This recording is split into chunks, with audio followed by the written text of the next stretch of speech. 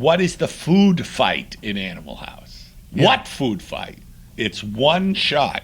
John goes, food fight! You cut to a master. A wide, yeah.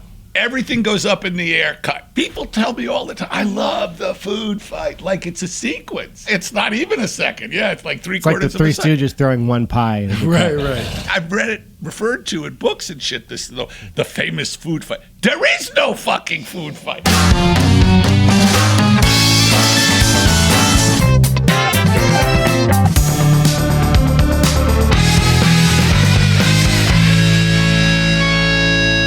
Welcome to Discograffiti, the podcast that gives Gen X music maniacs a chance to smell like teen spirit again by connecting with a brotherhood obsessed with rating the entire discography of every single artist and band that ever mattered.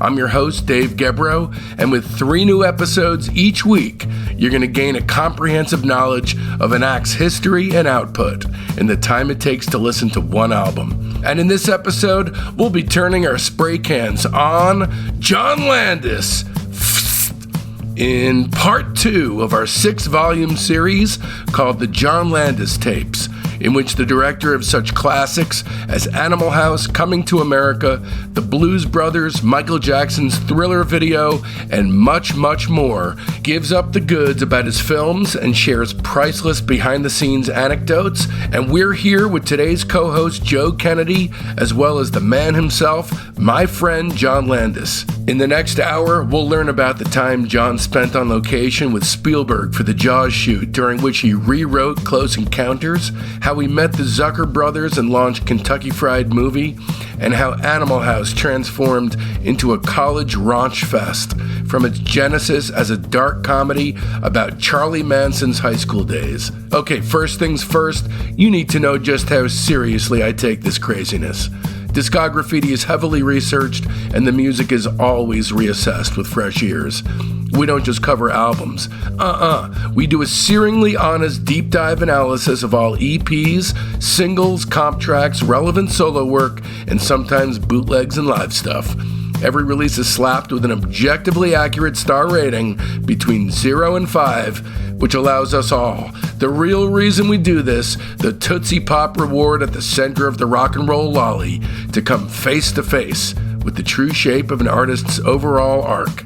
Coming up, we've got an endlessly interesting 9-hour multi-parter interview with the great DAVID PAJO, plus Jennifer Harima and interviews with Lorraine and Anthony Fantano. So don't miss out. Open up your listening app right now and click follow. And get ready to meet your new friends. They're all kicking it right now in our Facebook group, Discograffiti Soldiers of Sound.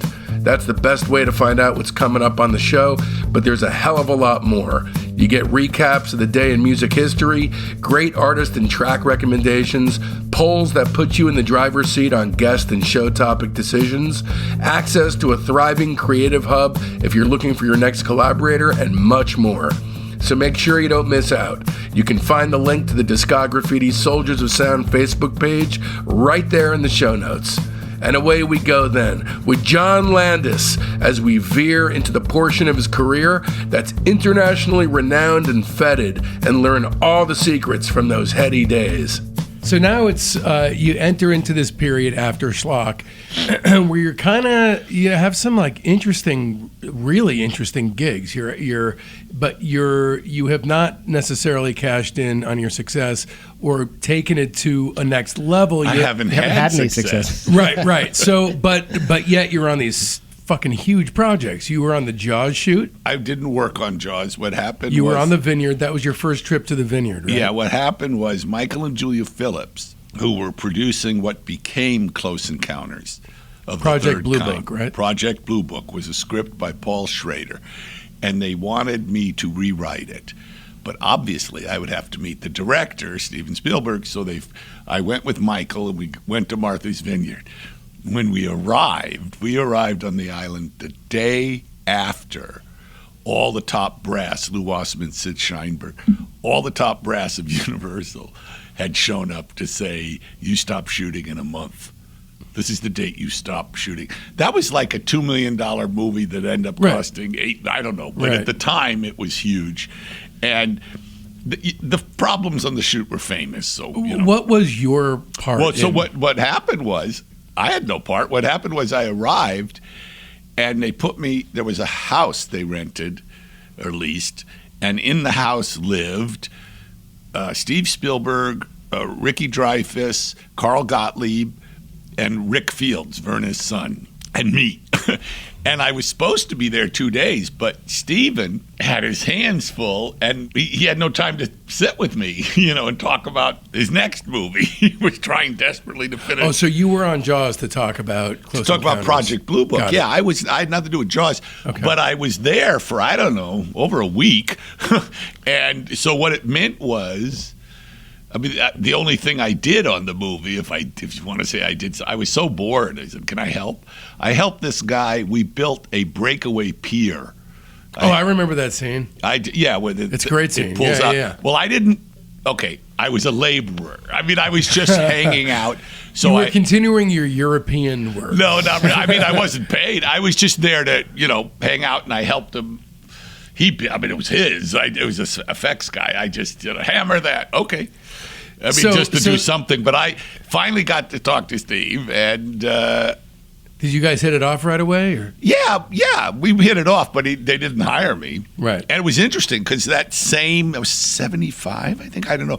But that same time, I was up for all these big jobs. Let's talk about writer. The Spy Who Loved Me, because your script idea, correct me if I'm wrong, was about James Bond saving the Pope from being kidnapped in Latin America. But you got to tell me more about this. No, that you are wrong. In 1975, I was up for writing Hair, the musical for Milos Forman. Is this something you wanted to do? Did King you want Kong. to go? Did you? I was trying to get a job writing. I was writing at that time. Were you settling for being a writer, or were you? You don't settle for being a writer. That's ridiculous. You're a filmmaker by this point, so that's why I'm asking. Well, I'd made one movie. Which makes you a filmmaker. In your Yes, it makes me a movie But you would have been director. perfectly satisfied to be a writer of these. I was a writer. Yeah, You don't right. know how many movies I've rewritten and written I mean, of that these I big, don't have my name on. Of these big, huge, This these big are credits. these are I'd be- tentpole. I'd be movies, delighted. Are you kidding? Right. So anyway, of all the meetings between Dino De Laurentiis and Steve Spielberg and Milos Forman, Cubby Broccoli was the one. He loved the script that I'd written in 1969 called An American Werewolf in London. He wouldn't make the movie. I got a lot of writing gigs from that script. People loved the script, but they said this is too funny to be scary or too scary to be funny. That was the only reaction to it. like this guy over here. Yeah, exactly. Just like mine. So what happened was he hired me. Guy Hamilton was going to direct it, The Spy Who Loved Me. Roger Moore was already James Bond. I flew to London. I had a wonderful time, and I was treated very well. I love Nobody Does It Better. I had nothing to do with it. I shared an office with Anthony Burgess, and it was Tony Burgess who wanted to make a movie about the Pope being kidnapped. I'm loving the idea and wishing that had happened for you. Well, I was there quite a while, and what happened was we came up with tons of stuff. Guy Hamilton, who was lovely, we spent a lot of time in an opening sequence that they actually used ideas from in several movies. But Guy said a wonderful thing, any movie, well, first of all, any painting, any work of art, any record, everything depends on something called, in literary terms, the suspension of disbelief. Mm-hmm. And I heard a producer once say that he was in the travel business, that people come, pay their money, sit down in the theater, and we take them somewhere else, which I really liked. What Guy Hamilton said was the purpose of the opening sequence of any Bond picture, and he made three of the best ones, were telling the audience, I remember this so well, and I'm sorry I can't do the accent, but put your brains under your seat, and here we go. But what happened was that was the time when Cubby Broccoli and Harry Saltzman were at war, and they had offices across the street from one another on South Audley and in Mayfair. So what that meant was you'd pitch something to Cubby, and he would say, "What'd Harry say?" And you'd pitch something to Harry, and he would say, "What'd Cubby say?" So you were fucked, basically. I was there only like a month, but But Guy Hamilton had been doing this for a very long time. Guy came into us, to Tony Burgess and me, and said, boys, I'm going to quit because this movie's never going to get made until those guys figure out what's going to happen with the Ian Productions. And so when Guy quit, I thought, well, I guess my loyalty's to the director because I can't just keep producing shit in a vacuum. So I let go, and so did Burgess. But it was a wonderful gig. It was fabulous. How do you go from that to getting into the orbit of, because eventually you're in the SNL orbit, but Kentucky Fried Movie was the key that unlocked that door. How do you go from being a guy who had no success with that first movie to now you're with this is the Zucker Brothers' first film? You make a movie that... I'll tell you. So I was working as a writer, as a stunt guy, as a second unit director, mostly a rewriter. I was paid a lot to rewrite scripts. A fixer. And I never took credit, which is actually against the guild, so I shouldn't talk about that. But in any case, Canceled. What happened was when I was on the Carson show in '73, David Zucker saw me on the show. David Zucker and his brother Jerry and their friend Jim Abrams had a theater, it was their uncle's building, on Pico near Fox, and they put on a comedy show called Kentucky Fried Theater that they had started in Milwaukee. They were all college guys, chums. They started it there, and they came to Hollywood, and they did it for 2 or 3 years, and it was successful. They would make money with that, not a lot, but enough to live. They lived upstairs, and they put on this show. They had Steven Stucker in it, and it was very, very funny. It was skits.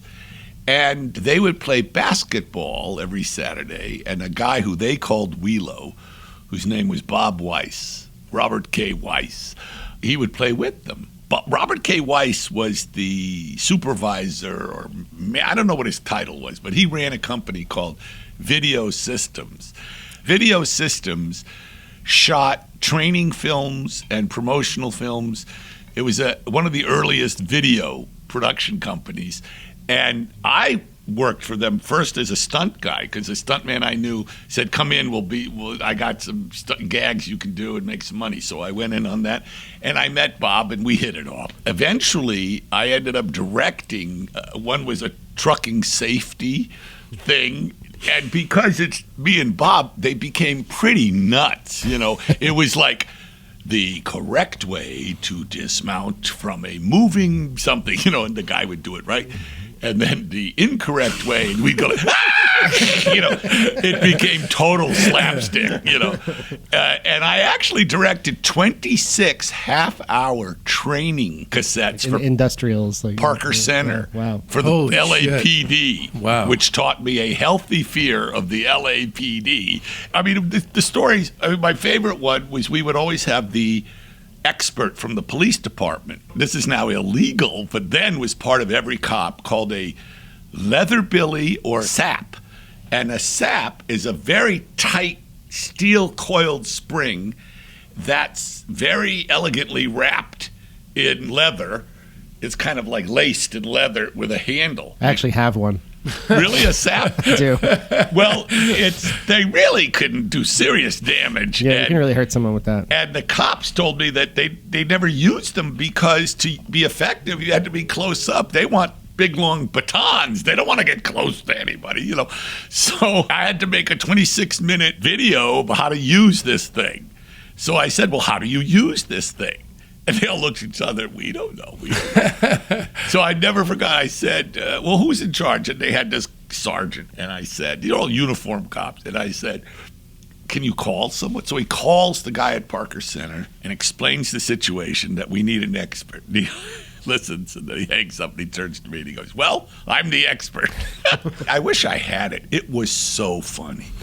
Because it was complete fantasy. It was like, we had guys doing triple flips in the air, and, spinning it over their shoulders. And we had martial artists in there doing it.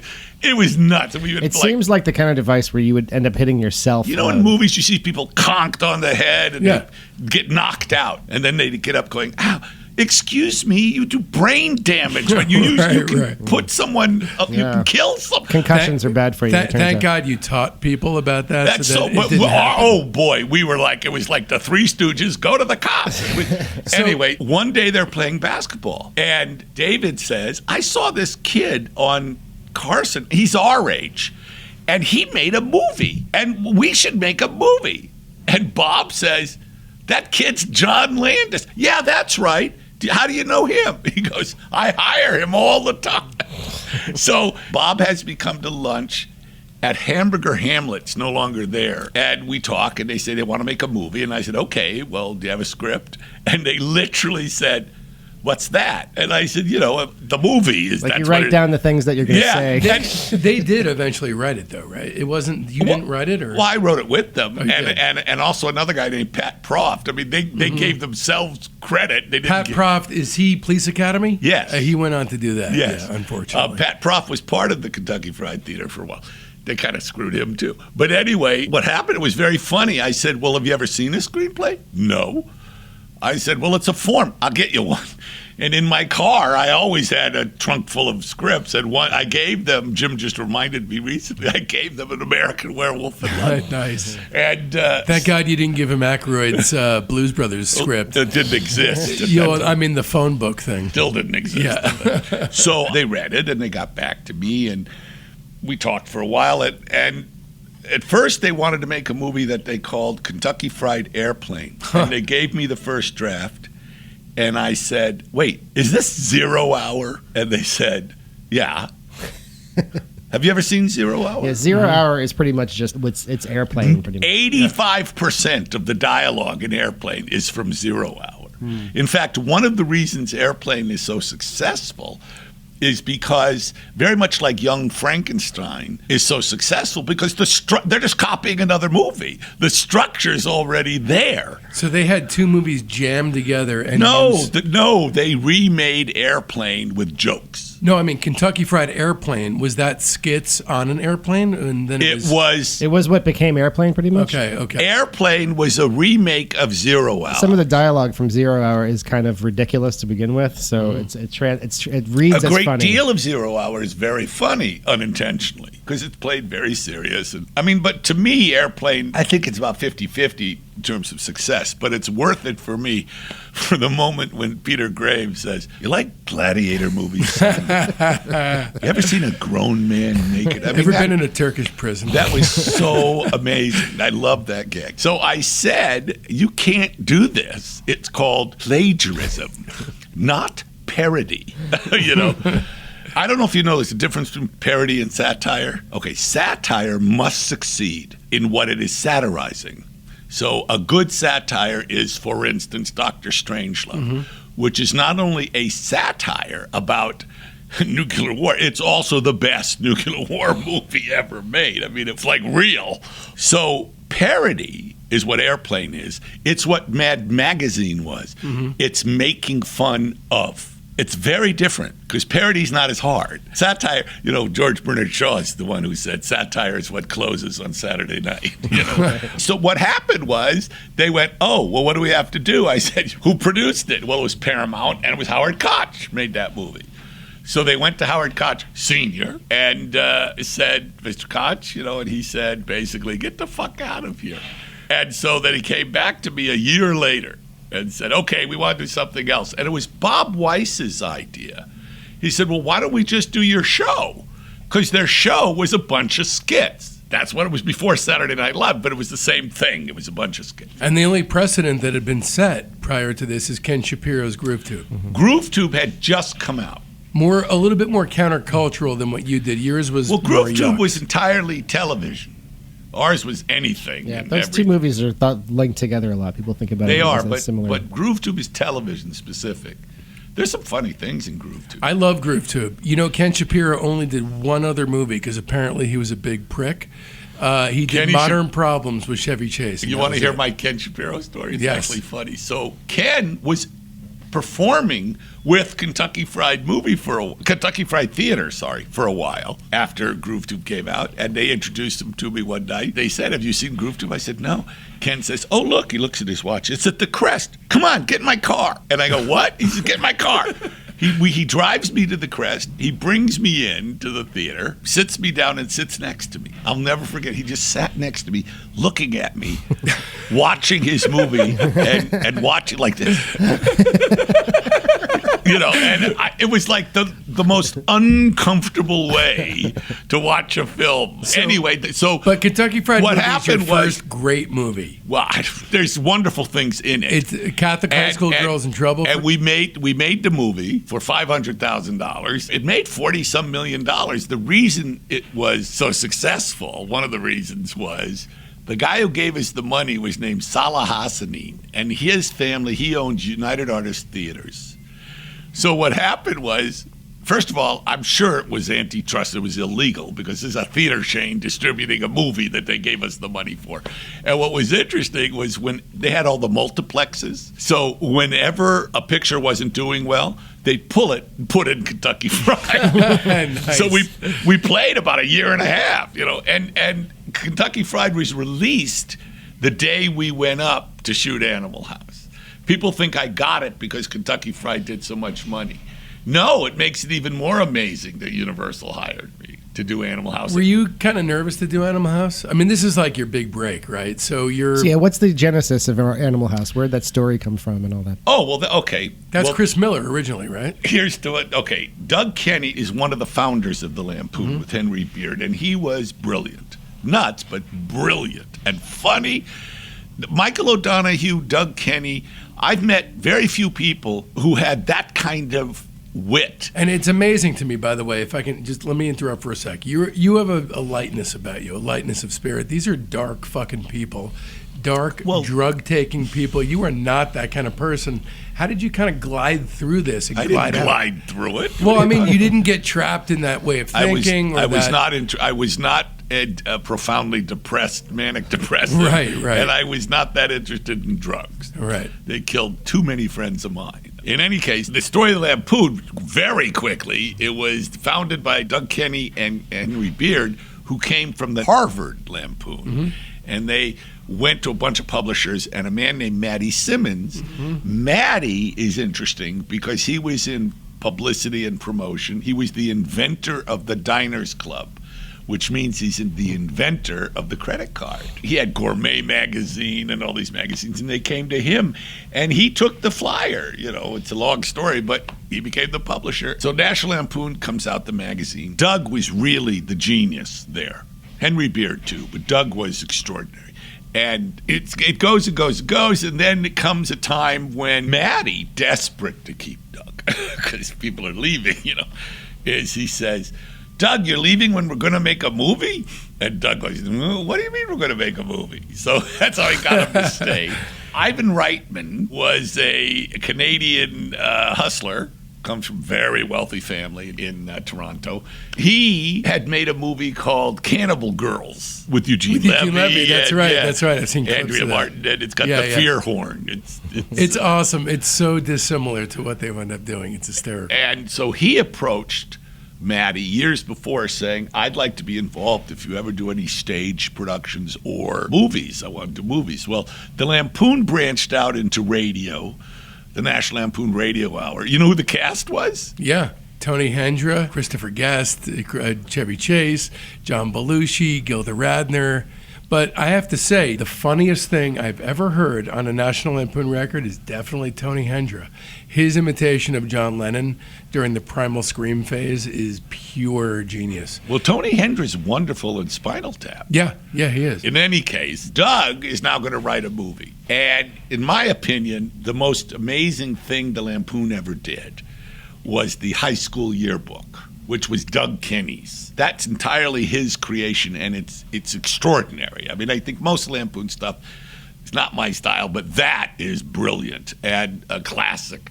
And so he thought, okay, I'm going to write about Charles Manson in high school. So he gets Harold Ramis from the radio show. So the two of them write this script, and Ivan is going to produce it for the Lampoon. They had already done Lemmings on stage. I mean, they had a lot of success. And so they're going to make a movie. Maddie reads the script. Script had it's a terrible, terrible script, but it had a brilliant opening, which is the camera, it's San Quentin. Have you ever seen San Quentin? Never been there personally. Well, it's like a fort it's kind of on the water, on the ocean, and it's like this ugly fortress. It's foreboding, it's horrible. And the camera moves towards San Quentin, foghorns, creepy, and moves, and the music's creepy. And it goes, you see guards and the barbed wire and cement walls. It goes through the walls and then deeper down the halls, deeper into the dungeons of the prison, and finally goes to this hallway with guards, and it goes all the way down the hallway to this padded door with glass window in it with barbed wire in the glass, and goes up through it, and it's a padded cell. And in the corner is a guy hunched up, sitting on the floor, wearing a straitjacket with long hair, and we see it comes closer, and he looks up, and it's Charles Manson, and he's got a swastika carved into his forehead, and gets closer into a close-up, and then he says, "Is it hot in here, or am I crazy?" Which I thought was great, but the rest of it was terrible. So then Maddie reads it and he goes, "Oh my God, you've got fucking and drug taking and all this stuff. It can't be high school. You got to put it in college." Hey lads and ladies, Dave Gebrow here. I abandoned my career and moved my family 3,000 miles to be able to focus exclusively on Discograffiti. And so if you're like me and enough is just never enough, then please visit patreon.com/Discograffiti and become one of our Patreon soldiers of sound. Discograffiti is an entirely listener-supported show, and it's also intended to be a 3 times a week music deep dive experience. So do us both a favor and consider giving it a shot. Trust me, I'm working hard for the money, so hard for it, honey. There's the main show on Friday, a Monday wildcard episode, which is either a soul-bearing interview with that week's special guest, or an offshoot show like Queasy Listening and Rock Cousteau. And then on Wednesdays, there's the humdinger of them all, Discograffiti's The Private Press with Paul Major. You got nothing to lose. If you don't dig it after a month, you're refunded, no questions asked. Once again, that's patreon.com/Discograffiti. Chris Miller had written all these porno short stories called Tales of the Adelphian Lodge, which was based on his fraternity at Dartmouth. It was a real fraternity. It's been exterminated now. And the characters, Pinto was Chris. There was Bluto. There was a Flounder. I mean, these are all real guys. So he came in, and the 3 of them wrote National Lampoon's Animal House. And they bring it to studios, and everybody throws it back at them until they go into Universal. And Ned Tannen had his assistant, the vice president of production, and then his assistant, and that was Tom Mount and Sean Daniel. And Sean Daniel's girlfriend at the time was Catherine Wooten, or Boots, and she worked as a continuity person on independent films. And she was the script girl on Kentucky Fried Movie. And she would come home to Sean and say, "Well, today we had a midget in a clown suit whipping these naked girls. And, today we had a martial arts army." It was like, what movie? He became a big champion of yours, right? Well, what happened was he came to the cutting room and he said, "This is the guy to do Animal House." What's fascinating, it just shows how crazy Hollywood is. That script, it was not the movie that we made, but the script that became the movie we made. They offered it to John Schlesinger, Richard Lester, Sidney Lumet, George Roy Hill. I mean, all these big directors who threw it back, just said, "What?" Richard Lester would have been interesting. At least I can Well, see what a happened vague was fit they there. all didn't want to do it. And finally, Sean and Tom were the big champions of the project. And Sean saw Kentucky Fried Movie, saw my cut of Kentucky Fried Movie, and he championed me. So he gave me the script, and I read it. And this is a studio guy giving me a screenplay. It was, to this day, the funniest thing I've ever read. but it was truly offensive. I don't mind offending people, and really this whole idea of an offensive joke, people don't understand. Everything about everything is context. And a filmmaker's role, this is how I explain it, is he's the one telling the joke. No one understands that it's never the joke. It's your perception as an audience who's telling you the joke, which means if you're Jewish and you hear this joke that can be taken as virulently anti-Semitic from a stranger, it's profoundly offensive, and fuck that guy. If you hear it from your cousin or one of your best friends, it might be pretty fucking funny. So it's not the joke, it's your perception of who's telling you that joke. And a director is telling the joke. He or she is telling the story. The audience shouldn't be aware of it, but it is powerful. And depending on who's telling the joke is how you're going to hear it. For instance, Monty Python. The Pythons deal in the most egregious forms of physical torture, in terms of rape, in terms of sex jokes, gay jokes, every conceivable kind of racist jokes, every potentially offensive religious jokes. But the truth is, we know these guys are Oxford, Cambridge, really smart, are not anti-Semites, are not misogynist pigs, are not racist. We know them. So they can tell us jokes that we would not accept from another comic. Mm-hmm. It has to do with who's telling the joke. Anyway. So Animal House is a huge hit. So, well, it's a long story because I was hired on the provision, my provision, that the script be rewritten. And so I supervised a rewrite. It is, make no mistake, Doug and Chris's and Harold's screenplay, but changed by me. And I didn't, I'm not claiming that it's mine. It isn't. It's theirs. But to be a movie I wanted to make, as it is still outrageous. I mean, my favorite truly offensive moment in the film is when they go to the girls' university, and that whole thing about she was sophomore, dies in kiln explosion. And that moment that Tim Matheson plays so well where, she says, I shouldn't be alone tonight. I'll get my coat. And that shot of him going, and can you get 3 dates for my friends? I mean, We got to talk about something. Every single bar mitzvah and bat mitzvah I've ever been to, there's a recreation of the shout scene from the toga party. You haven't been to a bar mitzvah lately. It's been a while, but I'm telling you, at least 90% of them, definitely an iconic part of culture. Well, first of all, toga parties were real. They always did them throughout the 20s, 30s, 40s, 50s, 60s. They sort of died out in the 70s and came back with a vengeance with Animal House.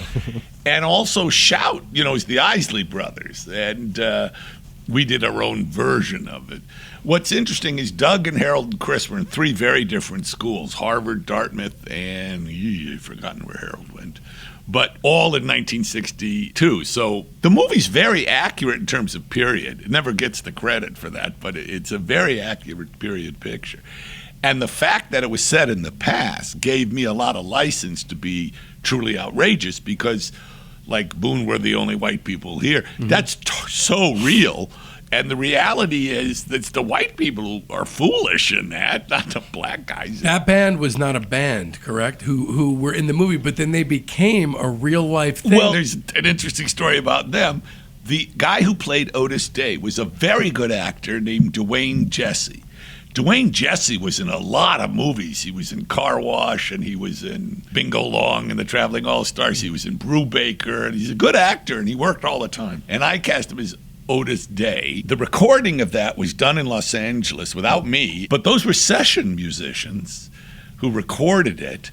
And then in Oregon, where we shot, the University of Oregon at that time was pretty damn white, but there were African-American students, and we put ads in the papers, who plays guitar, who plays drums, would you like a job in a movie? And we auditioned these black guys, and what's interesting is we paid them $500 each, not to be in the movie, but to straighten their hair. Because Dwayne wore a wig, but the other guys had to get their hair conked. And the great secret of Animal House, although I think it's out now, is look at the movie. The lead guitar player is a student named Robert Cray. Oh, nice. In any case, over the years after the movie, so many people would say to me, I saw Otis Day of the Nights, they were great. And I would say, where did you see them?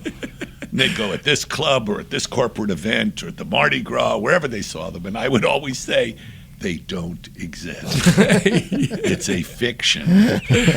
What turned out at the 25th anniversary of the movie, the home video people staged a parade on Hollywood Boulevard. It was really fun. And the entire cast, except Kevin Bacon, who was working, shooting something, came. And there was Dwayne Jesse. And I learned, because I didn't know, that he and his sisters and brothers had been performing as Otis Day of the Nights for the last 20, and he's still doing it. Is. Yeah, it's nuts. And That's he's so not cool. singing in the movie. I mean, you might every time you think about that, you must smile because that's it's wonderful. To set that into motion is incredible. Well, when you do something that's fiction that you made up, and then it becomes. Do you know how many slaughtered lamb pubs there are in the UK? That's awesome. Look, we cannot give birth, but if we can create art that becomes reality, no, I always think, shouldn't I get something for that? Yes. It's very much like Coming to America has inspired every Halloween, all these Burger Kings and McDonald's turn into McDowell's. Yeah, there's pop-up. Pop-up McDowell's. Yes, you should get something. Yeah, those bastards. No, but it goes on and on. It's just you create something in a movie. Also, I've had serious academics and people come up to me thinking the Blues Brothers are real. Okay, so moving into the Blues Brothers, I want to. Well, that's much later. Yeah. Well, that's the next one. See? Yeah. So one other thing about Animal House is you are responsible for a very historic contribution to comedy. Up until that point, you got the funny score that mirrors the Elmer's funny music, action. yeah. Elmer Bernstein's score is not only groundbreaking, but up to the present day has changed how comedy music is done. Well, how comedy done, films. Really. I wanted Elmer to score it straight. Did you come up against the studio on that one? The head of the music department said to me, okay, well, we've got some composers for you. And I said, no, I know who I want. Who do you want? And I said, Elmer Bernstein. And I'll never forget, he looked at me and he said, Elmer Bernstein won't return your call. Oh, Jesus. And inside, I'm thinking, oh, yeah, I know Elmer. So I called him and he said, well, what? Huh? I mean, you got to remember, Elmer, he had all these weird stages in his career. I mean, he wrote the scores for epics like the Ten Commandments, for Cecil B. DeMille. But before that, when Elmer was gray-listed, he was kind of semi-blacklisted. It's called gray-listed. He wrote the scores for Robot Monster and Catwomen on the Moon. But then he did, the Ten Commandments. He started doing Hawaii. Did you work with him in the studio because you knew exactly that you wanted to? The way you worked then, it's changed with technology, but I would sit at the Moviola or the Chem then and spot the picture, say what I wanted where, and I explained to him. And then he would... Are you giving him a vibe? I tell him exactly what I want, but he has to translate it. Right. Movie music, people forget there was never silent film. Even silent film, at the least a piano player or organist. That's actually not true. They never played that shit. They played scores, and they had big orchestras for a lot of pictures. But movies always had music. And the music in a movie functions on many levels. It functions as a motor. You can speed stuff up with music. You can make it faster with music. It functions as to tip the audience, this is scary, or this is, they used to go, that kind of what's called Mickey Mousing. Classic and really good Mickey Mousing is Henry Mancini's score for the Pink Panther, which is ba-bum, ba-bum, ba-bum, ba-bum, ba-bum, but this is funny, or Baby Elephant Walk is another great Mancini funny. But I would say more than 90% of directors they don't have a handle on music, and you can get all the way up there and just ruin everything. Because I think that all the big directors, Hitchcock and the big Hawks ones, sure, and yeah. Capra, they were very involved in the music. Just first of all, they have the final choice. But what's fascinating, and it's all changed now because of synthesizers and shit. You used to, Elmer would go off and compose, and then he'd sit with you and play you stuff on a piano, which is very different than an orchestra, and you'd get a vibe. But you don't really hear it until you had 80 players, and it's a big process. And I have a story about that. So we're now going to record the score for Animal House, and it's a wonderful score because when it's serious, it's serious. And he does some very funny music gags. I mean, the opening, the academic music. It's awesome. Very serious. So good. And we use, theme from A Summer Place, and we use some music of the time. And Steve Bishop wrote some needle drop songs. But Elmer's score, the first cue comes, and there's a big orchestra, and I'm sitting there with Ivan Reitman, and it's so exciting, They used to, now it's all video, or digital, but then they used to project black and white work print up behind the orchestra, big. And Elmer, who conducts his own scores, he would conduct a picture, which was great. And he was very theatrical. So the first cue was fabulous, and it sounded amazing, and I was thrilled. The second cue comes, fabulous, it's wonderful, oh my God, this is good. Third cue, I hate it. I go, what the fuck? So I turn to Ivan Reitman, and I say, Ivan, that's totally wrong. I don't want that. And Ivan says, well, tell him. Who? Tell Elmer. Go tell him. And I'm like, yikes, So I go out, and Elmer's up on the podium, so I'm looking up at him. It was very much like, thanks, Mr. Stokowski. I go up to Elmer, and I say, Elmer, and he looks at me, and he goes like that, yes. I had a problem with that last cue. And he's holding a baton, and he goes, what? Well, it didn't do what and I explained to him what I wanted, and he goes, and you don't think it did that? And I said, no, I actually think it did exactly the opposite. He said, well, what do you want me to do? I said, I want you to get the mood that I need for this to play, and I explained it. Again, rarely do I ever try to impose music ideas on people, especially Elmer Bernstein. But I told him what I wanted. He said, okay, wait a second. And this is where I learned it was all math. Took a pencil that was behind his ear, and they all had the charts. And he made scratches on his charts. And then he pointed to like a trombone player. On bar 12, on the something, you play the something, something. And then he pointed to the cellist. And you on the something, something. And he pointed to like 7 guys and strings, and you do the, and I'll have a, and it, 30 seconds of instructions. And he says, all right, let's tape this rehearsal. He says, John, just stay here. So I'm like, oh, God. Because I'm like, uh-oh, am I in trouble? And he goes, playback, and he plays this. It was completely different piece of music, and perfect. And he said, how was that? Wonderful. Good. Next. And it was a revelation to me. All right, that about does it. A heartfelt Discograffiti thanks goes out to our graphic designer, Todd Zimmer, my beautiful wife and son, Jen and Mason, Joe Kennedy, the mythological mensch himself, John Landis, my incredibly loyal fans, and especially the entire Patreon community, the soldiers of sound. I love every last one of you, and this show would not exist without you. But wait, just a minute. This is just the entrance to the rabbit hole. No need to stop now, because we're on a roll. Join us as we descend down, down, down on Discograffiti's week-long Animal House deep dive. Another way to dive even deeper is to get thee directly to the first John Landis episode, number 85, wherein the director traces the steps that led to the making of his first feature, Schlock.